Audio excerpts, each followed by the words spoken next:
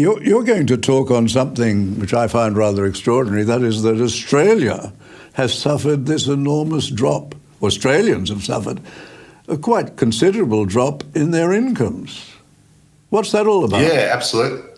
Yeah, look, it's a bit of a shock, actually, David. I think we've got a chart there to show it. But basically, Australia's real per capita household disposable income, and what that is basically if you take all household disposable income across Australia, which is measured by the national accounts, by the ABS, and then you adjust that for population, income taxes paid, interest paid, and as well as inflation, and then gives you a real per capita household disposable income figure. And what's actually happened is Australia has had one of the biggest drops in the world over a long period of time. We also had the largest drop in real per capita household disposable income in the world in the year to September. So what happened was our household disposable income per capita fell by 6.1% in the year, and that was by far the worst in the OECD. And what's basically happened is Australian real per capita household disposable income now has fallen to around 2012 levels. So we've effectively gone back roughly 12 years in our living standards, if you measure it that way. And just to make matters worse, David, Australia's 6.1% fall in real per capita household disposable income compares to a 7.8% increase. Sorry, a 1.7% increase across the OECD as a whole. So we've actually underperformed the OECD average by 7.8%. How does in that September, which is the most the most recent data we have. We will actually get more data early next month when the December quarter national accounts come out, but that's not expecting to show any improvement whatsoever.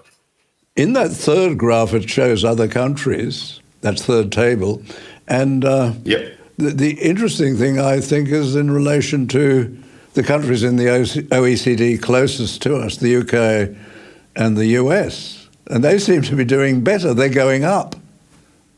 Well, pretty much. I mean, based on that chart, David, everyone's doing better than us. Unfortunately, we've gone from a world leader 15, 20 years ago to now a world laggard.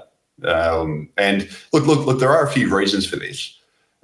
First and foremost, and this is what everyone probably realises, is that Australia's wage growth, that's before you even adjust for inflation, has been amongst the very weakest in the world. So our wage growth has been worse than the UK, worse than the US, worse than the Eurozone, for example.